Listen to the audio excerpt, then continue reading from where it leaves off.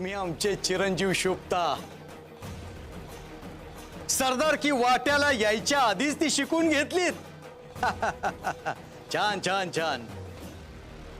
आता आम्ही आमच्या कारकिर्दीतून लवकरच निवृत्त होणार आहोत।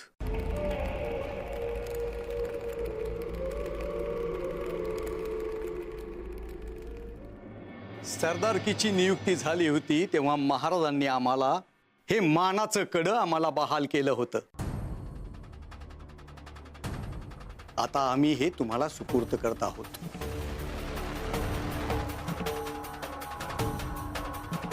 याचा मान राखा। अहो, आपण दिलेल्या कड्याचा ते मान राखतीलच, पण आपल्या चिरंजीवांनी सरदारकीचेच वस्त्र परिधान केलेत आणि या कड्यामुळे अजून शोभून दिसतायत। अगदी सरदार, आपल्या वडिलांप्रमाणेच।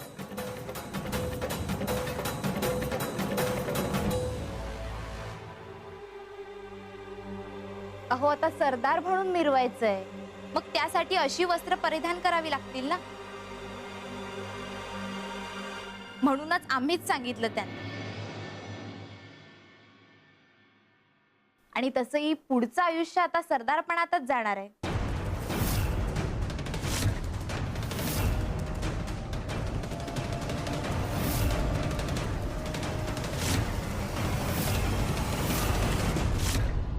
सासूबाई, आम्ही काही चुकीचं तर नाही ना बोललो?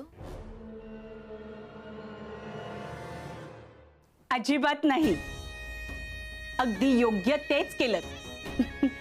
आता शोभता आमच्या सुनबाई।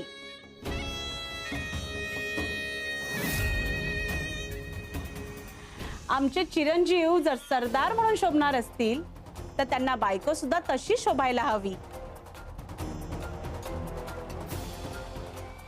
आलोच आम्ही।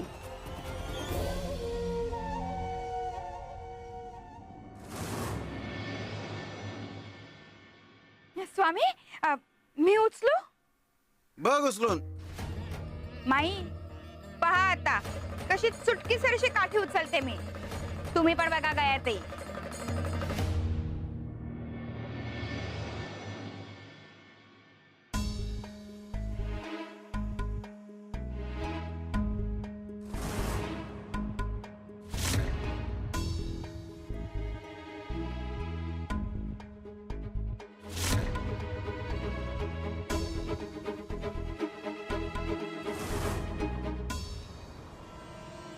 उचला, उचला ना।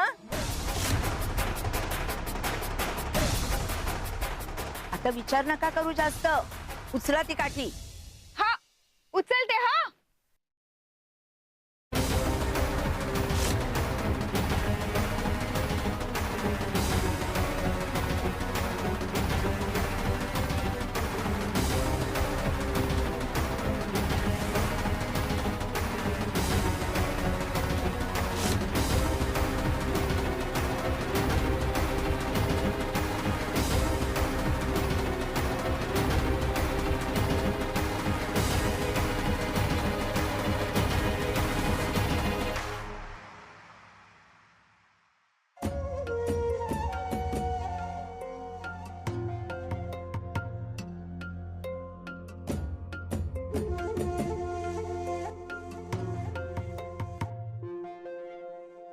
हा आपल्या घराण्याचा मानाचा अलंकार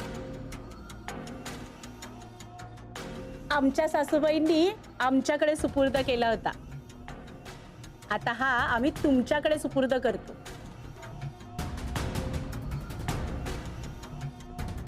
घ्या। अहो पण अहो घ्या।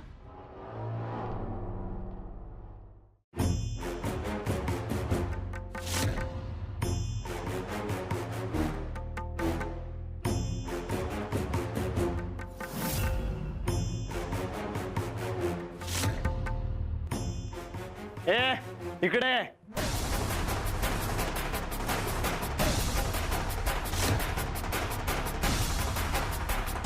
इकडे।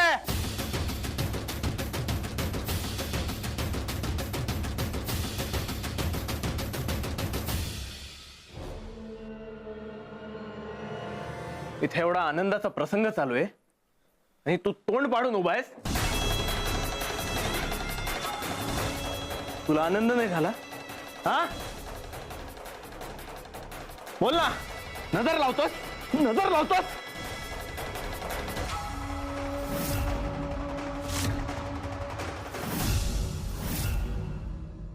गोपाळा, श्री स्वामी समर्थ.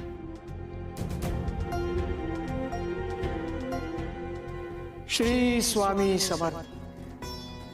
श्री स्वामी समर्थ. श्री स्वामी समर्थ. श्री स्वामी समर्थ. श्री स्वामी समर्थ.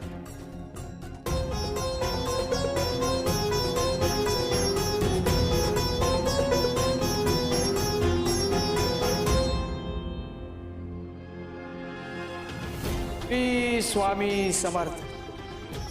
श्री स्वामी समर्थ. श्री स्वामी समर्थ.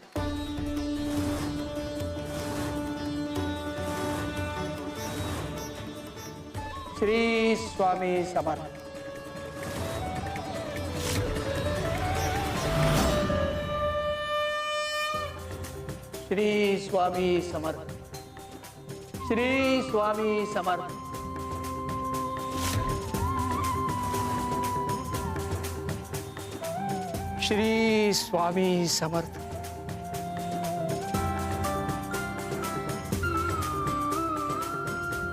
श्री स्वामी समर्थ. श्री स्वामी समर्थ. श्री स्वामी समर्थ. श्री स्वामी समर्थ. श्री स्वामी समर्थ.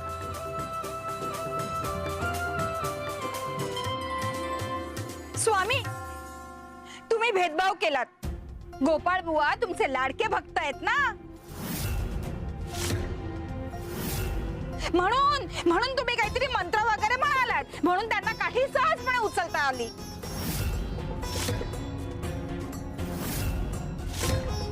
आणि मी जेव्हा काठी उचलायला गेले तेव्हा तुम्ही मंत्र म्हटलेच नाहीत, म्हणून मला काठी उचलता आलेच नाही. हो ना? सांगा बघू, हा दुजा भाव करता ना तुम्ही? आम्हाला सांगा, आम्ही जेव्हा म्हटलं की काठी तुमच्या असं समजा, तेव्हा तुमच्या मनात कोणता भाव आला?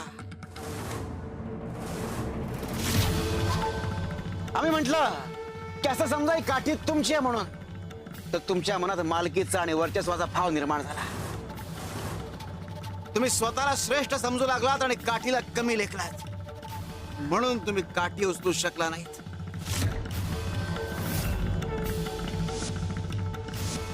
पण गोपाळ, त्याच्या मनात प्रेमाचा, नम्रतेचा आणि समर्पणाचा भाव जागृत झाला.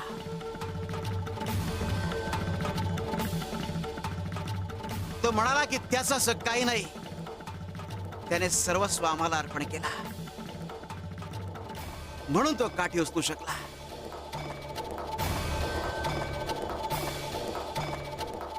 कुणाला कमी लेखू नका. प्रत्येकाचं आपापलं वैशिष्ट्य असतं, महत्व असतं.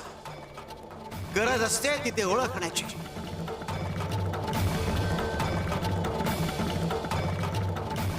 शिव शंकर नमामि शंकर शिवशंकर शंभो. हे गिरिजापती भवानी शंकर शिवशंकर शंभो. उठ, बाहेर हो, निघ. थांब.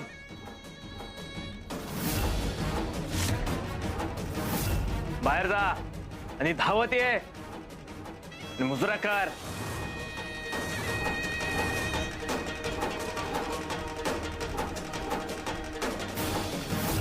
हे पटकन.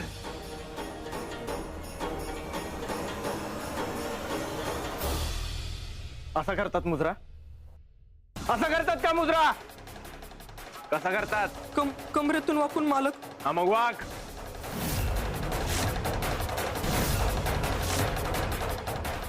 वाक. असा मुजरा तुझ्या बापाने केला होता? हा, उभा राहा. मुजरा कर सगळ्यांना. मुजरा कर.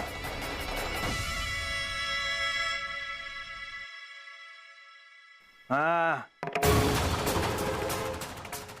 फिर गोल फिर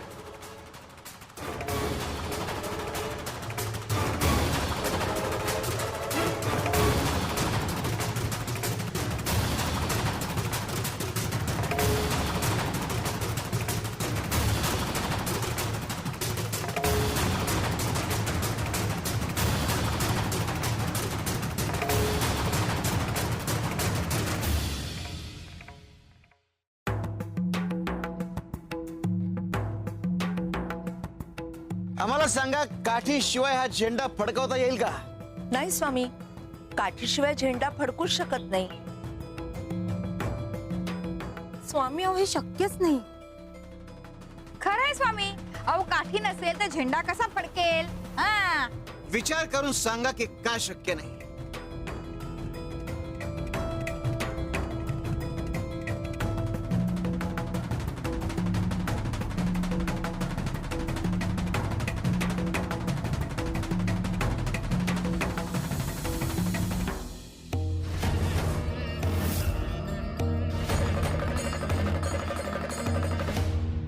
शिवार शंकर नमामि शंकर शिवशंकर शंभो. हे गिरिजापती भवानी शंकर शिवशंकर शंभो.